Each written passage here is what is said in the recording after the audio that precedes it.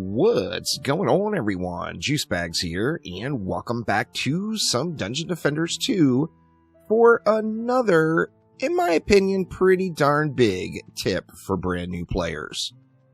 Now, Dungeon Defenders 2 at its core is an action tower defense game. Being a tower defense game, it is a part of the strategy genre of games.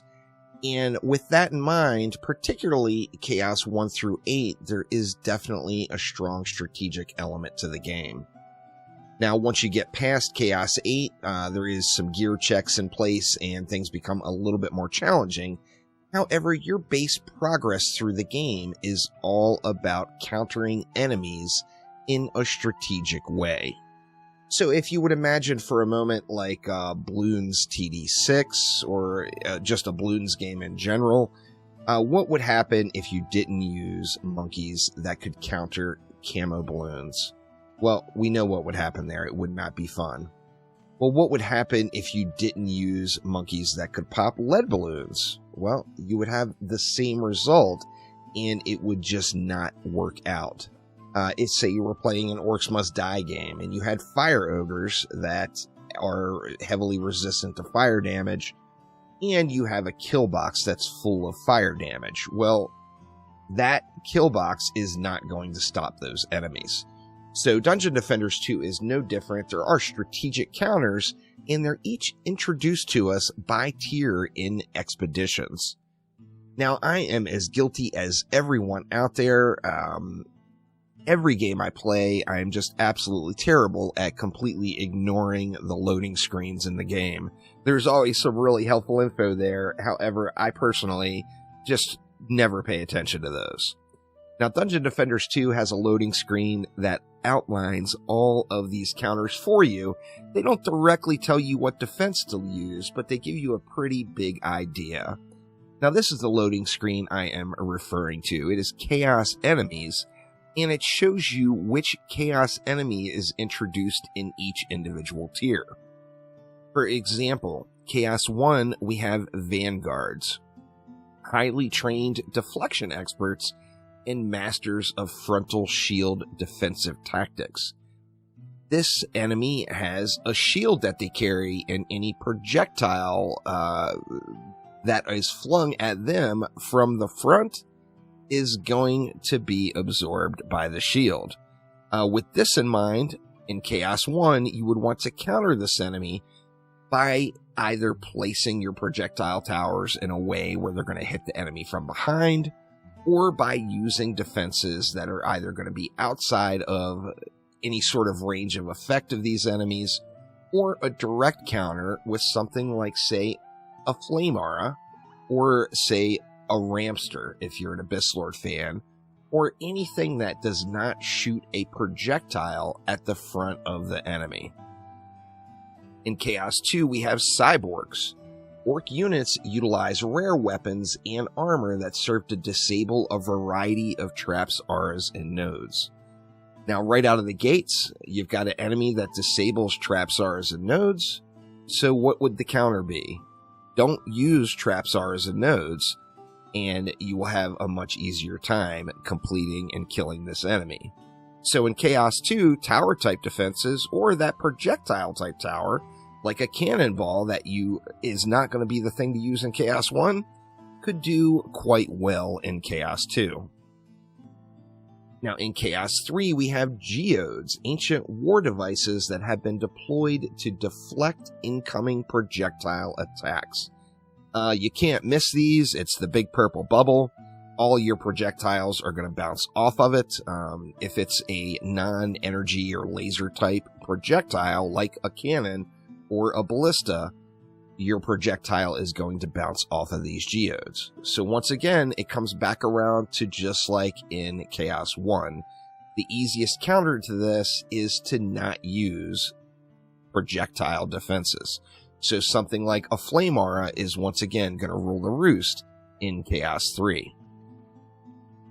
Chaos 4 brings in Berserkers. These orcs have trained to be naturally resistant to any sort of slowing effects.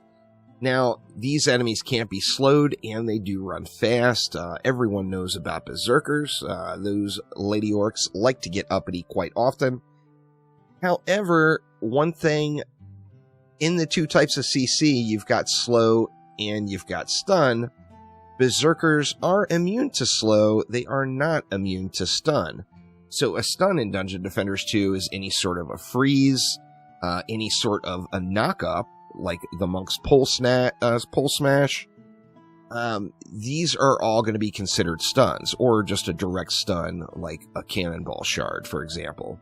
So if you're having trouble with the berserkers, being able to add some sort of stun into your build is going to slow these guys right up, as it's going to just stop them in their tracks while they're stunned. In Chaos 5, we've got Dark Assassins, shadowy foes that latch onto their prey, be prepared, and strike back. The same thing follows suit with the Berserkers. Dark Assassins, once again, everybody knows about the Assassins. If you've done Chaos 5 or higher, it is probably the hardest enemy in the entire game as far as the most player kills. The Assassins definitely rule the roost there. Assassins, however, can be stunned. So if you have a stun or like a knock-up, like say a geyser trap, and you place that down when the assassins are coming, you can just stand on top of that geyser trap, and it's going to knock the assassin off of you. So this will help you survive a little bit longer. Chaos 5 is a brutal tier to break into. These assassins can be a big old pain in the booty. Next up in Chaos 6, we have Hex Throwers. With their mighty javelins, Hex Throwers can curse your defenses from long range. So these are javelin throwers, or a special version of the javelin thrower enemy, and it has absurd range. It will throw from very, very far away.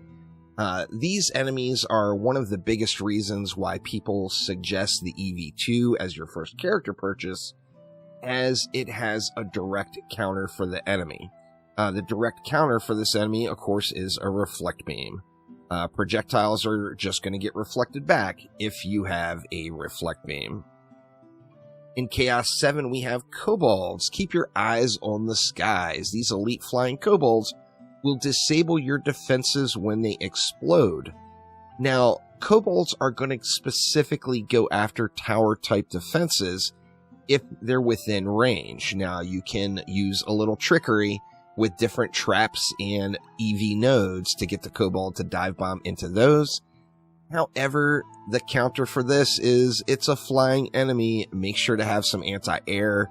Do not place towers super close to where they're going to spawn, or anything that can be destroyed for that matter, as it will get dive bombed for massive damage and will be stunned and not be able to put out any damage. Next up in Chaos 8, we have spiders. Keep these creepy crawlers at a distance. Their attacks will web you, hindering your movement, and they curse nearby towers on death. So we can go right back to Chaos 2, where we weren't using trapsars and nodes. You want the spiders to die away from your defenses. The area that they die in, they're going to curse the ground there, and you don't want to have any defenses, whether it be a tower or an aura, inside of that web area. Now, after Chaos 8, of course, you now have the potential to get maximum quality 10 out of 10 mods with some grind time. And in Chaos 9 and Chaos 10 is more about a bit of gear check to break into each tier. Have you prepared? Do you have the proper shards? Do you have some positive mods? That's what it's going to take to get into Chaos 9 and Chaos 10, or to be able to complete it successfully on your own. Now, when we take a look at the war table as we are queuing up matches and getting ready to go, it gives us those same explanations for each tier of expedition, but it also shows us what else is there. Where with Chaos 1, of course, the only Chaos enemy, since this is the first one, is the Vanguard, so you have nothing else but the Vanguard to worry about. In Chaos 2, we have nothing but the Cyborg, so the Cyborg is the main enemy you want to counter. Now, there are non-Chaos enemies in the mix as well, However, those enemies don't require a specific counter. Now, when you go to Chaos 3, we're now going to see we get introduced those geodes, but we also have the vanguards from Chaos 1. Now, these two enemies both have the same counter, so it makes it a little bit easier. Just avoid using projectile defenses, and you will be able to counter both of the enemies. When you get to Chaos 4, we see we're going to have the vanguards, the geodes, and the berserkers. So we're not having to counter just the one enemy. This is just the area where this enemy is introduced. We have to be able to counter all three of these. In Chaos 5, we're going to get the assassins, but then we're also going to have the vanguards, the cyborgs, geodes, and the berserkers. In Chaos 6, we're going to get the hex throwers, but we're going to have vanguards, geodes, berserkers, and assassins. In Chaos 7, we get the kobolds. We're still going to have the vanguards, the geodes, the berserkers, the assassins, and the hex throwers. And then in Chaos 8, you notice there's no kobolds, which also works in favor of the new enemy, as since we're going to want to use towers or defenses that are at maximum range, we don't have to worry about Cobalt dive bombing into our tower. So using tower type defenses is going to keep the kill zone away from these Death Weavers. Now, as you progress forward, once again, as I said, Chaos 9 and 10 is going to be a little bit more of a gear check. So you'll have to work on something other than your base counters. You'll have to have some optimized sets put together, or have a friend build if you've got a suitable DPS hero. But hopefully that helps everyone out with the base progression of the game.